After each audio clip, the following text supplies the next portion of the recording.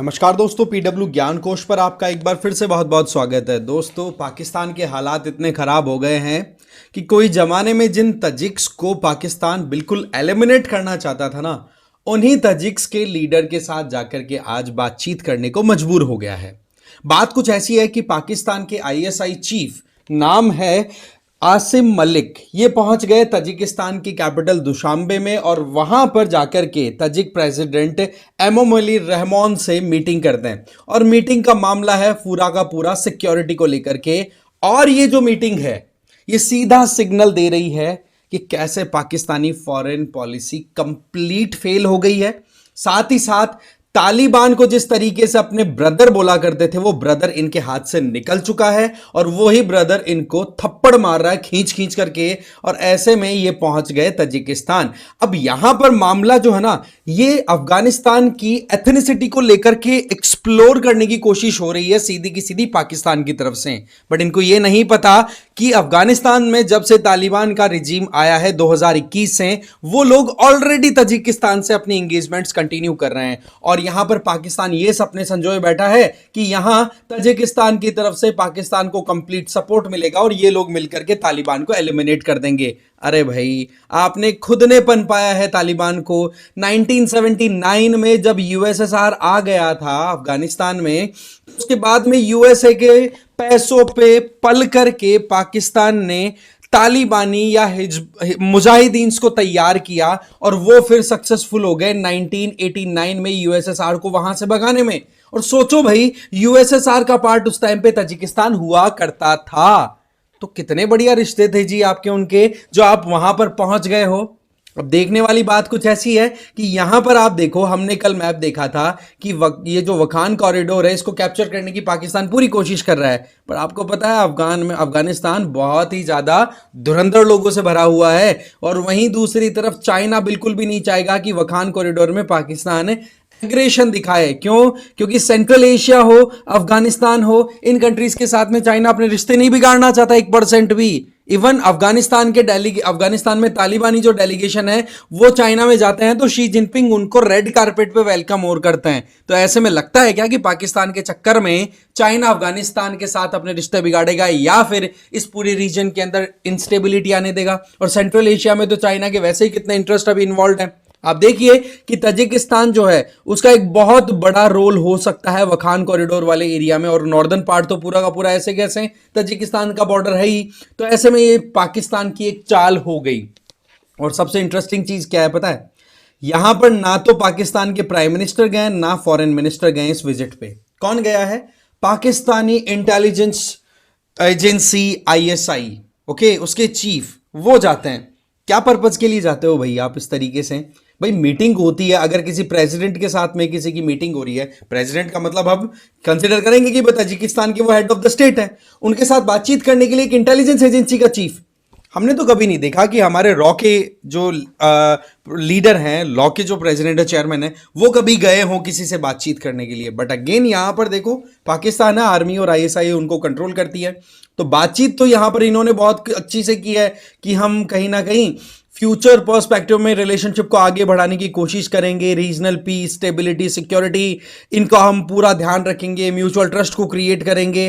तो मामला कुल मिलाकर के एक ही चीज पे घिर के रह गया, दैट इज सिक्योरिटी।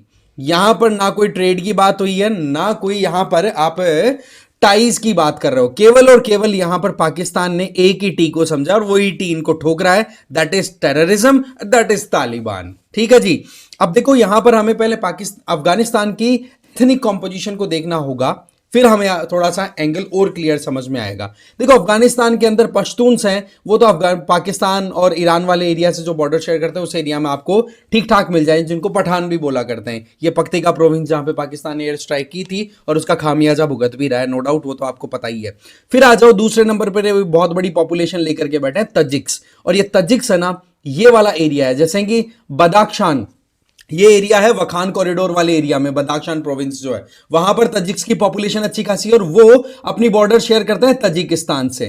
अब होता क्या है कि जब यूएसएसआर का डिसइंटीग्रेशन हो गया था, ध्यान से समझना इस बात को, यूएसएसआर का डिसइंटीग्रेशन हो गया था तो तजिकिस्तान भी निकला उसमें से। और तजिकिस्तान में मेजोरिटी किसकी है भाई? ताजिक्स, जो कि खुद मुस्लिम्स है, इस्लाम को फॉलो करने वाले हैं।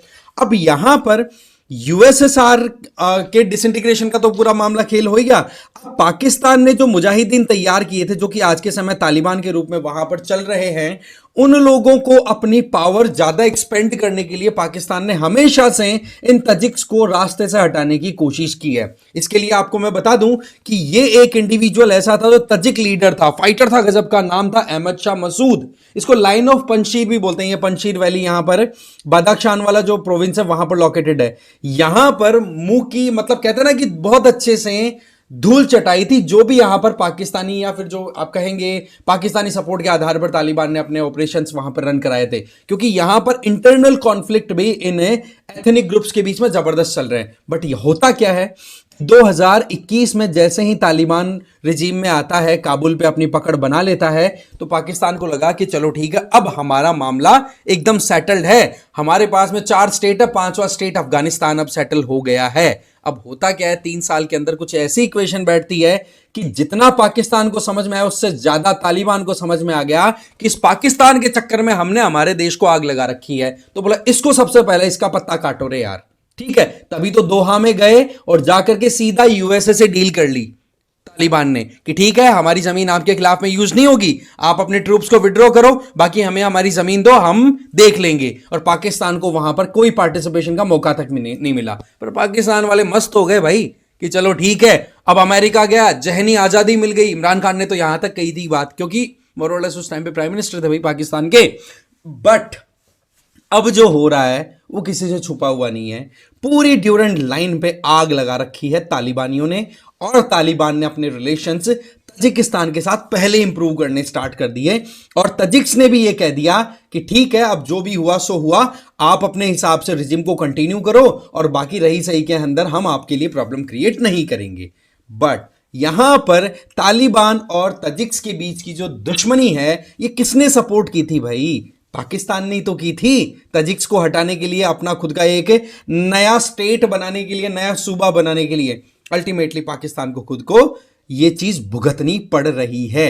अब आप यहां पर देखो कि तजिकिस्तान और तालिबान की रिलेशनशिप ऑलरेडी बहुत हद तक इंप्रूव्ड है, राइट। आप यहां पर देखो तालिबान जो है वो अपने नेबर्स के साथ में रिलेशनशिप इंप्रोवाइज करने की कोशिश कर रहा है, और इसमें तजिकिस्तान भी इंक्लूडेड है। और यह काम तालिबान ने सितंबर में ही अपना स्टार्ट कर दिया था। अब आप सोच सकते हैं कि तालिबान पाकिस्तान से कितना ज्यादा आगे की सोचता है, राइट। और यहीं पर पाकिस्तान एक बार फिर से फिसड्डी साबित होता हुआ दिखाई पड़ रहा है, इसमें कोई डाउट ही नहीं है। और सबसे बड़ी बात कि ये लोग इतना ज्यादा कैसे आगे की सोच सकते हैं, पाकिस्तानियों की अगर बात करें कि भाई जिन लोगों को तुम बिल्कुल नेस्त नाबूद करना चाहते, उखाड़ के फेंकना चाहते थे, आज उन्हीं लोगों का आप सपोर्ट लेना चाह रहे हो। ये कोई आपको लगता नहीं है कि कितनी बड़ी दोगली बातें आप कर रहे हो? ठीक है, कोई देश बायलैटरल रिलेशंस की बात करे तो कोई ट्रेड की बात करता है, कोई टेक्नोलॉजी की बात करता है, पर पाकिस्तान ने तो 2 अलग ही टी अपने लेवल पे ऑपरेट कर दिए। एक तो स्टार्ट कर दिया टेररिज्म, और उसी टेररिज्म के आधार पर तालिबान वही टी अब तक पाकिस्तान को खड़का रहा है। ये आपसे कोई छुपी हुई बात है नहीं। तो कुल मिलाकर के तालिबान की रिजीम के अंडर में अफगानिस्तान निकल चुका है पाकिस्तान के हाथों से, इसमें कोई डाउट नहीं है। और ये एक बहुत बड़ा फेलियर है पाकिस्तानी फॉरेन पॉलिसी का। अब हम यहां पर बाकी कंट्रीज इंक्लूडिंग इंडिया की रिलेशनशिप की फॉरेन पॉलिसी की बात करें तो सीधी बात है, इंडिया तो खुद इस बात को लेकर के बड़ा बेनिफिशियल फील कर रहा है। भाई सीधी बात है, पाकिस्तान जितना भटके, जितना दर है, भटके पैरों की मिट्टी चाटे अलग कंट्रीज के, तो क्या प्रॉब्लम है? चाइना भी बिल्कुल नहीं चाहेगा कि पाकिस्तान के जो मंसूबे हैं ये पूरे हों, क्योंकि चाइना अफगानिस्तान के साथ एंगेज करके, मैंने आपको बता दिया, उधर से एक पूरा अपना इकोनॉमिक कॉरिडोर कंप्लीटली डेवलप करना चाहता है, जो कि चाइना पाकिस्तान इकोनॉमिक कॉरिडोर के फेलियर की वजह से मजबूरन करना पड़ रहा है चाइना को। तो ये एक इंपॉर्टेंट डेवलपमेंट आई जो हमें देखने की जरूरत थी। अब आपको मैं बता दूं कि PWIS की तरफ से यूपीएससी फाउंडेशन कोर्सेज रन कराए जा रहे हैं, जिसमें 2026 के एस्पिरेंट्स के लिए संकल्प और टाइटन है वो रन कराए जा रहे हैं। मीडियम है इंग्लिश, हिंदी और इंग्लिश। इसके अलावा 2025 वालों के लिए प्रहार, इंग्लिश और हिंदी, और टाइटन 2025 चल रहा है इंग्लिश वालों के लिए। इसमें आपको लाइव एंड रिकॉर्डेड क्लासेस में जीएस, प्लस सीसैट तो मिलेगा ही, प्लस साथ ही साथ में आपको डेली एमसीक्यूज और मेंस आंसर राइटिंग प्रैक्टिस कराई जाएगी और कॉम्प्रिहेंसिव ई बुक्स भी दी जाएगी जिससे कि आप अपनी सेल्फ स्टडी अच्छे से कर सके। एडमिशन बिल्कुल ओपन है, डिटेल्स के लिए आप डिस्क्रिप्शन बॉक्स एक बार चेक कर लीजिए। और इसके अलावा आप मुझे फॉलो कर सकते हैं टेलीग्राम पर, इस क्यूआर कोड को स्कैन करके। मेरा नाम है रजनीकांत लाटा। और इसके अलावा मैं आप लोगों से एक सवाल पूछना चाहूंगा। वखान कॉरिडोर जो है, वखान कॉरिडोर जिस पे हमने कल एक वीडियो में डिस्कस किया था, वो आप बताओ किस कंट्री के अंडर में आता है, नंबर 1। और वो किस किस कंट्री के साथ में, दूसरे और किस कंट्री के साथ में बॉर्डर शेयर करता है। तो ये आप मुझे कमेंट बॉक्स में जरूर बताएंगे। आई होप आपको ये सेशन अच्छा लगा होगा। इसी तरीके से इंटरेस्टिंग टॉपिक आएगा डेफिनेटली बताऊंगा। Thank you so much for watching this video.